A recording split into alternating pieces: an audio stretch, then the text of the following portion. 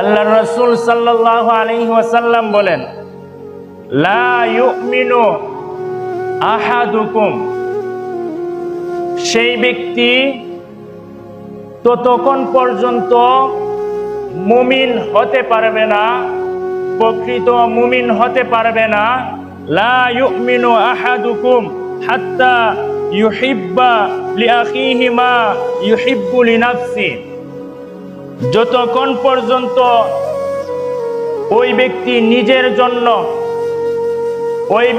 নিজের জন্য যা পছন্দ করে অন্য এক ভাইয়ের জন্য যদি তা পছন্দ না করে।